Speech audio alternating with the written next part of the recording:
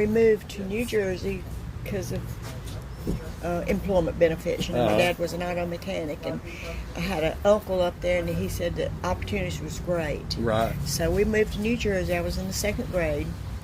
We lived up there, and my sister, Nancy, she met her husband and got married up there and had a little boy. And we lived up there till, I think I was in the 7th grade. Okay. When we moved back here. We lived on Cherokee Avenue, close to where Leroy did.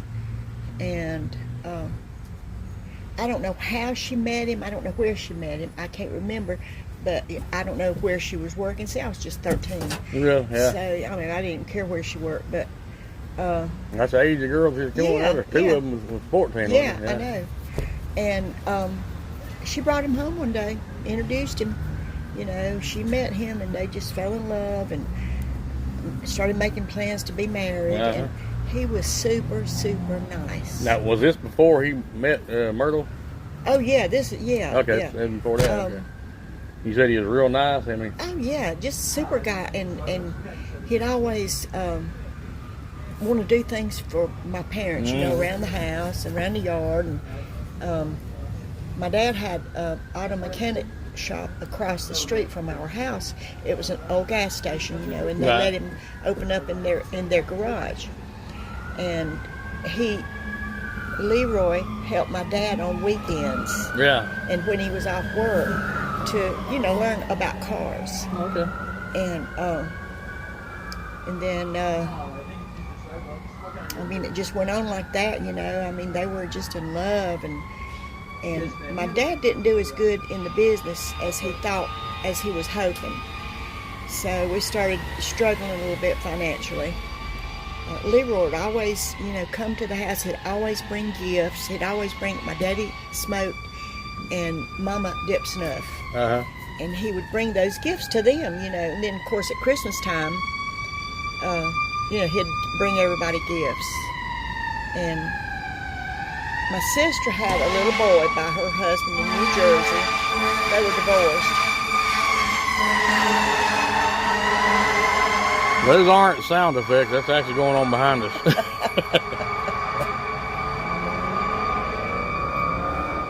Anyway, you know, she had this little boy, and he lived with us in that little 2-bedroom house down there on Cherokee Avenue. And I mean, he was there just about every day. He would come over. Well, then, as it happened, my dad's business didn't do as well as he was hoping. Yeah. So we decided to move back to New Jersey. And we weren't here, I think I was like going to go into 9th grade. We were here from about 7th to 9th. And we moved. I had a boyfriend. I had to leave. I was crying. And my boyfriend was crying. Nancy was crying. Leroy was crying. And we left. And so we got up there and got settled. And, of course, my daddy did very well. He was the best mechanic ever, even here, anywhere. For real? Yeah. So we moved back up there and got settled. And so her little boy's daddy lived there. And see, he hadn't seen him in these 2 years we were gone. Right. So, of course, he wanted to start seeing him every weekend or every other weekend or whatever. So Leroy and my boyfriend, without telling us, surprised us and showed up one weekend. And in New Jersey? Yeah. Oh. Yeah, they drove like 8 or 10 hours, whatever it took. Yeah. And I've been there. Yeah. And we didn't know they were coming. They come and knocked on the door, and like she was like, oh, you know, all hugging kissy and all that, but her ex-husband was there to see the baby. And he really, really got ticked. He came in and he looked around, you know, and he seen him playing with the baby, and she introduced him, you know. He didn't say a word. He didn't come in. He turned around and got in his car and drove all the way back to South Carolina. Really? And my boyfriend had to go with him. Oh, man. That sounds like a real jealous type, doesn't it? He was very angry and wouldn't even talk. Oh. And so she didn't see him anymore. Well, then I don't know what caused them to want to move back here. But in the middle of my senior year, they pulled me out of school and we moved to Gaffney.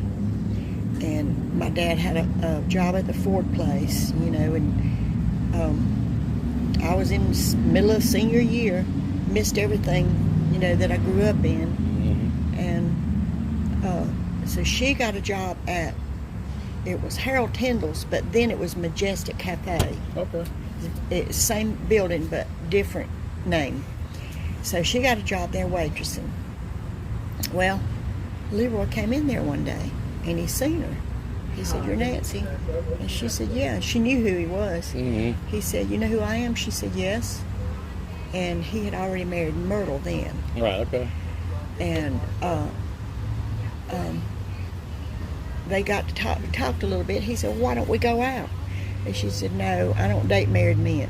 Oh. Well, I think that made him mad. So anyway, he'd still go in there, and every once in a while, I would meet up with him up there. You know, I'd see him. I'd go in there to have a soda or something, and he would buy my lunch. And we'd sit and talk. Well, I think he was just probably wanting information about her, but she wasn't dating anybody. But then another time, he would want to see her, you know, but she never would go out with him. Right. So, wasn't long before we started hearing these stories.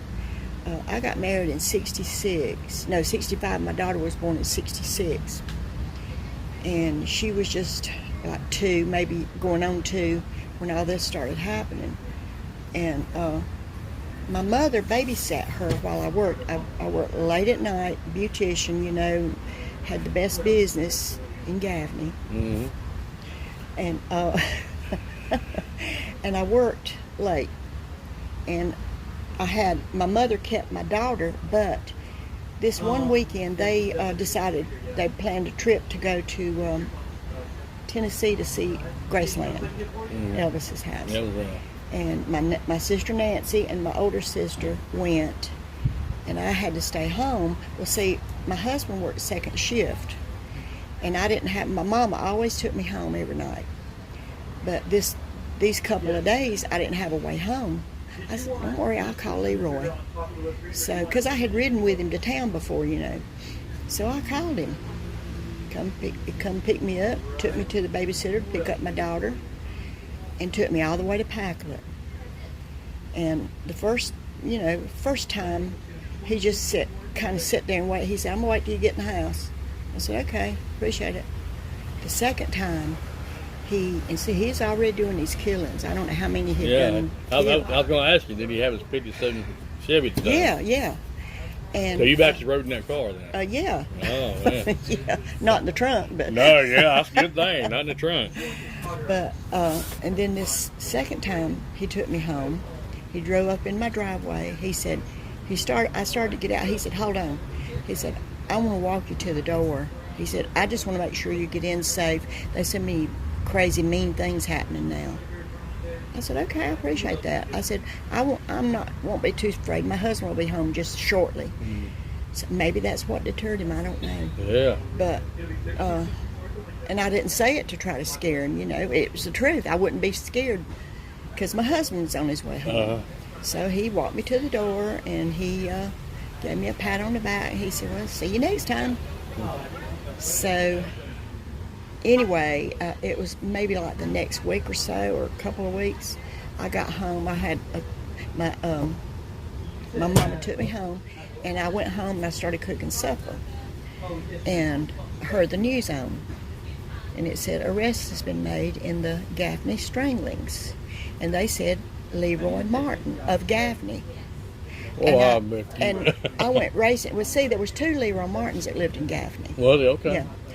And so I thought, you know, I just didn't even cross my mind that it was him. So I went running to the TV, but it had already gone off. It was a news brief, more at 11. So I had to wait up for that to come on. And my husband got home then, and we were watching it, and I seen Leroy's face come across that screen, Oh, Lord. and I felt weak in the knees. My husband told me, he said, "You're having a car." So he got a ride to work, because we couldn't afford 2 cars. He got a ride to work and got somebody to bring him home. Mm-hmm. So I had my car. Oh, So and then after that, it was like, that was scary, you know. yeah, I guarantee it. Thinking, I've been in the car with this man. Mhm. Why didn't he kill me? You know, because I think about my little daughter. If he did what he did to that little poodle, I know it. he Yeah. wouldn't care. So I didn't know what he done to that poodle till I read that book. He wouldn't care about my baby. Exactly, you know, yeah. So He was sick. yeah, I mean, he was. But I would have never believed it. I know. Never would I have Well, yeah, believed. I've had a bunch of people comment about how nice he was. I mean, Yeah. it wasn't just you. I Yeah. mean, but you got, you know, Yeah. you think about it. Ted Bundy was nice too. And my brother-in-law worked with him at Charles Manson was nice. Yeah. He got all them women. But my brother-in-law worked with him at Musgrove, Uh-huh. and he said, you know, he would walk women to their cars Right, and all yeah. that kind of stuff. And some of them he took home, and he said one day, my brother-in-law brought a tomato to work, and he said, "Man, I don't have no way to cut it." Leroy whipped out a knife and sliced his tomato for him. You know. Very nice.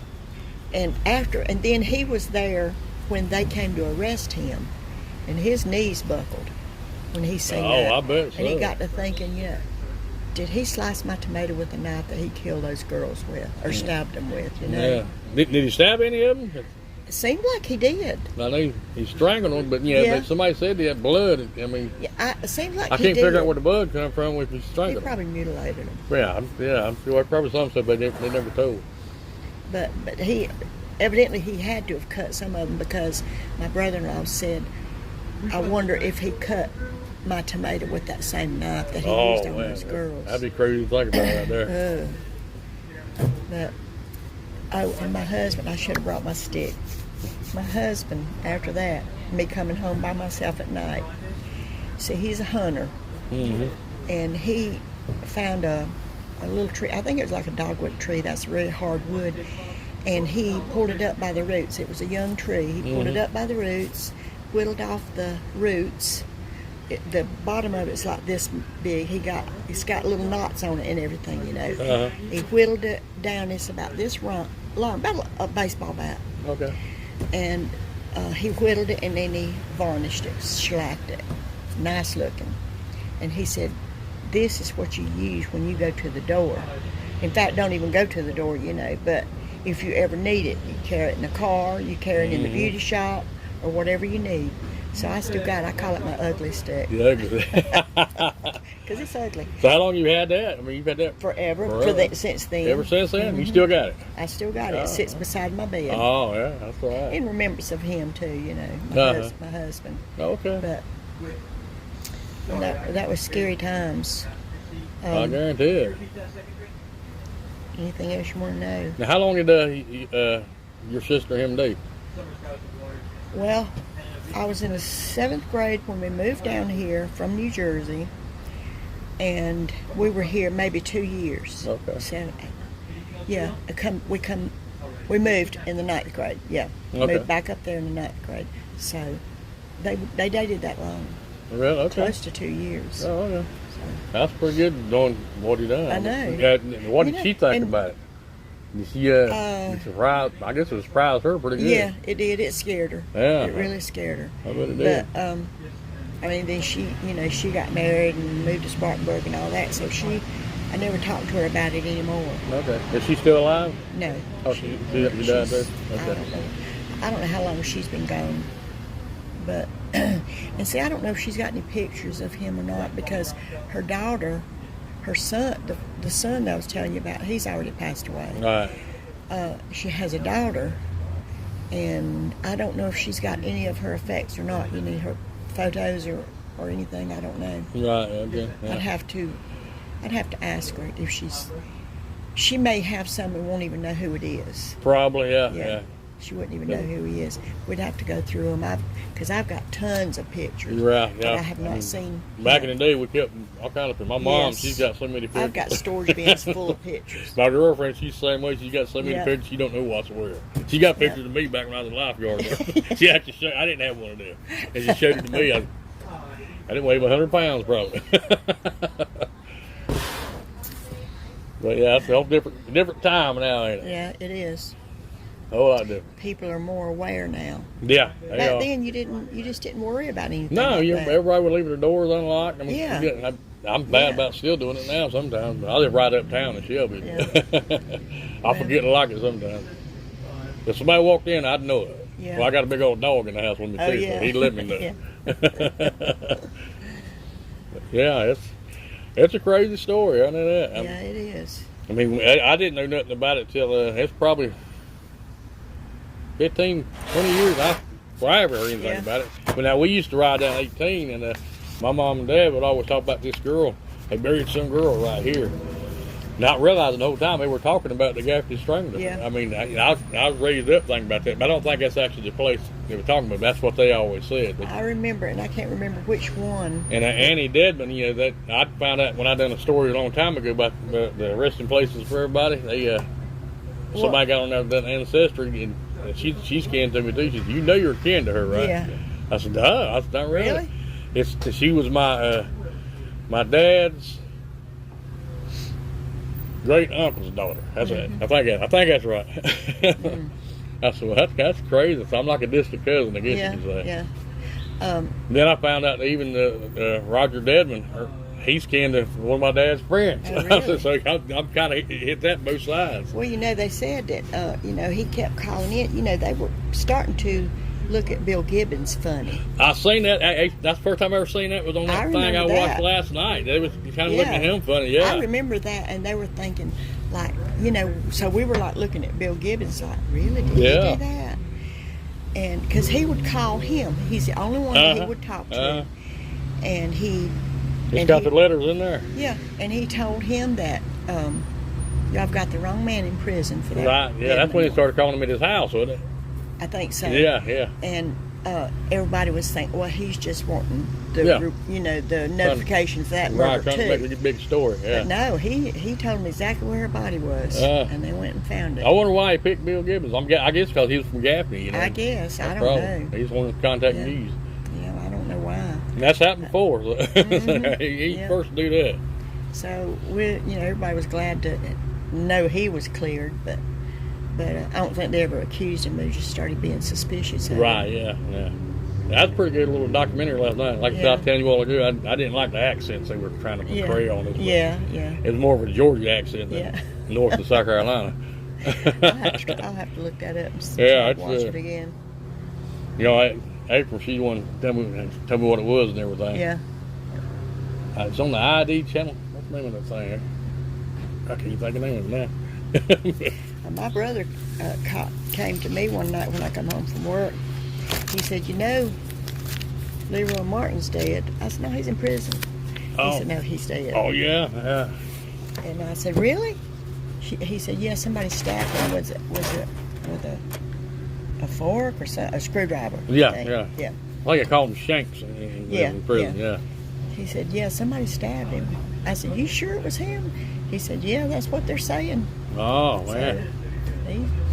That's crazy, yeah. That happens a lot when you involve like... even the most hardened criminals don't like stuff like this. No. I mean, it's got something to do with kids, and two of them was 14. Child molesters. I mean, that happens a lot. That new case going on right now, I'm surprised it ain't happened to Chad Daybell yet. You heard anything about that? The what? Chad Daybell case. Him and Lori Vallow, they killed her 2 kids. Oh, yeah. They're Mormons. Yeah, and they were preaching the end of the world kind of thing. They kept saying their kids were zombies. Her kids. It wasn't his kids. Buried them in his backyard. Yeah, I remember hearing about that. Yeah, I followed that thing from the beginning. That's the first time I seen the first news clip. I like, she lying. Just like the Susan Smith thing here. First time I seen her on TV talking about it, she's lying. She's guilty. I said, she is lying. She did it. I said, she killed them kids. So I was going to go down at that lake down there Yep. and do a video down John there. D. Live. I haven't been down there yet. I know I could tell. I watched her the whole time they were interviewing Yeah, her. I was watching the same thing. No, she did it. Yeah, oh yeah. I watch a lot of stuff like that, so I can kind of tell, you know. Yeah, I do too. I like it too. I mean, it's interesting, but yeah. my mom grew up reading them old magazines and True Detective things. My dad did too. And I think it rubbed off on me a little bit. Yeah. And I think this story was in one of those True Detective or books. That show is called Crime to Remember. Yeah. It was on the ID channel, season 3, episode 1. Oh, okay. And he told them, says, you got the wrong man in prison. Yeah, I mean he had a conscience because and one of the girls, he felt bad because he was in jail, you know. And he felt bad for one of his victims because she was hungry. Carol Ferris, yeah. Was it Paris? Okay. Yeah, Nancy Ferris. Nancy Carroll. He said that still bothers me. Yeah, I mean, but you kill her. Yeah. And her dog. Kill her because she's hungry. Yeah. She said she was hungry. Yeah. I never knew the story about her till I read in that book that he actually met her on the side of the road walking. Yeah, walking her dog down there on and she got in the car with him. Yeah. And I ain't sure where they went, but he pulled 2 blankets out of the back of the car and laid them on the ground. And he sat there and talked for a while. And she was talking about her husband and everything, how they not getting along good and everything. Yeah, they had an argument that morning. Yeah. And he said, "Let me walk your dog over here." And he was just an opportunist. Yeah, and he went over there, walked the dog over and killed the dog. He came back and killed her. And then put her in the trunk and took her down there to Ford Road. And there's, I used to live out Packlet Highway, and I'd cut through on Lead Mine Road, and there's a bridge down there where he put one of them, and I can't remember which one it was. Off the bridge, that's Ford Road. Yeah, that's back down this way. I went down there yesterday.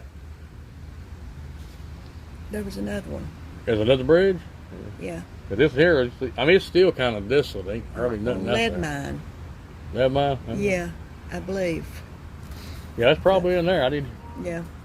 But every time I'd go across that bridge, I'd think about that. Yeah. Well, you can't help but think when you go down Ford Road there. I don't know. Oh, I know. There's a lot of people, I found out, people been talking about, they go to the wrong bridge.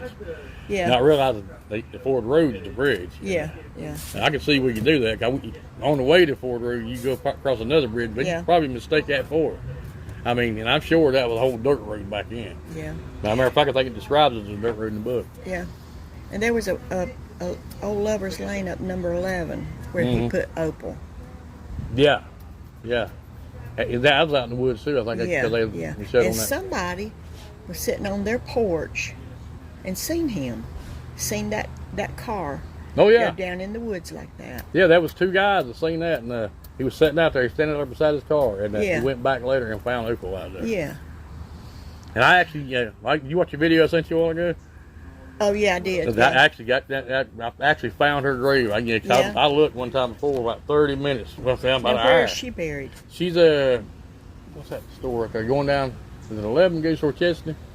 Chesney Highway, I guess you say. Yeah. You got that. You got by the Peach. Frederick Memorial. Then you got Frederick Memorial. Then you got that little store right there on the. Old Post. Yeah, Old Post Road. That's it. I can't think of the road, but it's Old Post Road right beside that store. Yeah. And you don't go far at all right there. There's a big church right here on the left.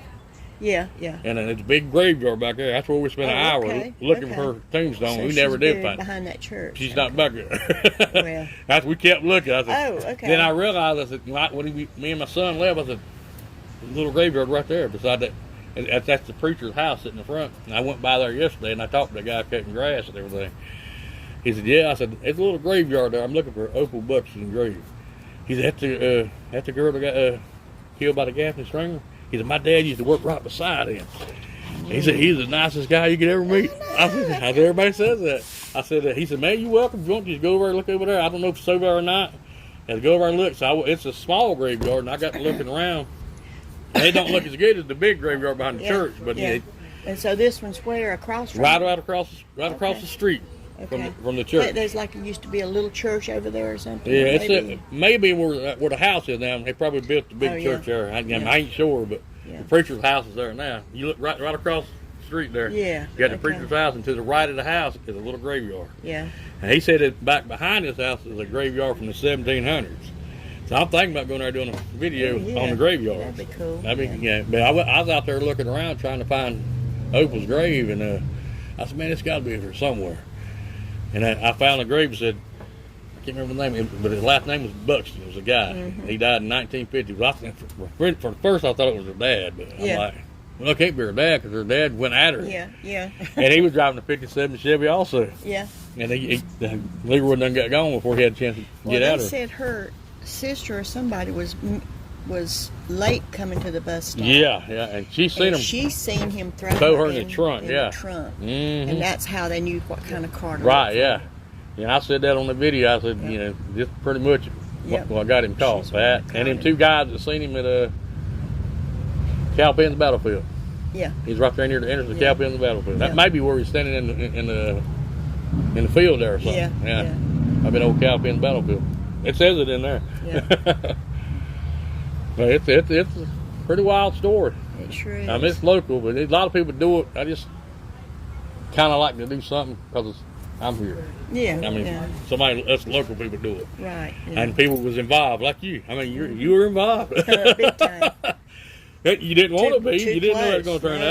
out. That's real close. Real close. I guarantee it. But I think if my sister had dated him when he asked her to go out at the restaurant, I believe she would have been one of his victims. Right. Now. You said he was already doing that when he dated her? Yeah.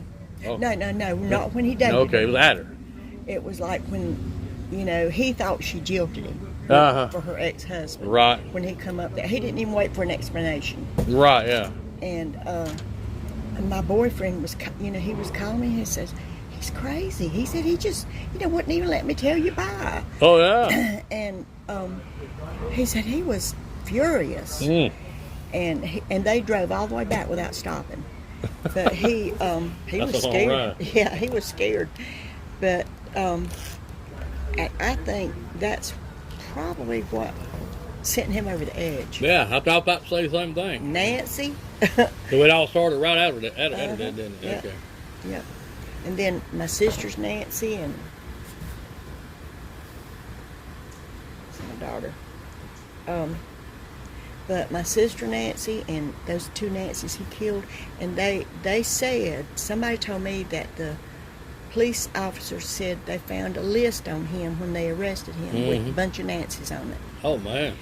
And this customer friend of mine, she told me, she said, my niece was related to one of the Nancys, a Paris. Yeah, Nancy Paris. Paris, I believe. And she said her name was on that list. Oh, my. Diane's sister's name is on that list. Oh, that's crazy. Now, your sister. Yeah, my sister. Your sister. So he had full intentions, I believe. Well, I always heard that Opal wasn't one he was wanting. I mean, it may have been your sister. I mean, he had somebody else in mind. Down in Draytonville, right? Down McCown's Mountain. I ain't sure. Waiting on the school bus. On the school bus, yeah. They had like almost half a mile walk to the bus or something like that. Yeah. Yeah, but yeah, that's crazy. Yeah, it's hard, isn't it? I think that was just an opportunity. That little Buxton girl. Yeah. I think it was just They an said opportunity. he had already had somebody inside. I can't remember where I seen that at, but he had already had somebody in mind. Yeah. He just happened to get her. Well, that Devon woman, I think that was an opportunity. Yeah, I mean, that was his first one, but and that was she's from maybe Spindale. Trying his luck with it. Yeah. She's from Spindale over and come down. I used to come to beer joints all the time. It's funny because I remember my dad used to go to beer joints all the time around the same time. He always North Carolina was dry. You'd have to come to Sucker hunting, go to beer joints and stuff like that. How long did that dead man stay in prison? He was in there for 9 months. Oh, is that all? 9 months, It was years. Yeah, it was 9 months, yeah. I couldn't remember myself. I just watched that thing last night and it said 9 months. It says it in there, too. Yeah. That's awful. It is. But it was the bad part. He didn't know he didn't do it. He thought he done it. Because he was drunk. Yeah, they were drunk. So he thought he done it. Yeah, that's pitiful. Yeah, that's crazy there. But that tripped me out when I found out that I was kin to her. I said, man, I can't believe that. Yeah. And then my mom and daddy always talking about it when we'd ride down to Gaffney because my great uncle was the chief of police down here. Yeah. It was probably right before that happened. Who? Or J.D. Julian? Robertson. Oh, Yeah, he was the chief of police in the city. Then he went to the county. Then he went somewhere else. I think Mama told me. well, no, Julian Wright was police, the chief of police here. Yeah. Or sheriff. Uh-huh. Sheriff. When all this happened. Right. Yeah. Yeah, I've been trying. I've asked the cops and all down here if they knew that name. They're all so young. They don't remember They his don't name. remember Julian Wright. Yeah, we remember him. I'm sure. But Oh. they don't remember my uncle. Oh, okay. Yeah. Oh, okay. And I know he was a cop because I was coming down here and his police car was out in the driveway. Yeah. I can't think of the name of where he lived on. It's back there Broadway somewhere. But we used to come down here all the time to see him. Used to up nothing but Mill Hills in Gaffney. Right, yeah. That's the way Shelby used to be. They used to be the same way. Yeah. Mm-hmm.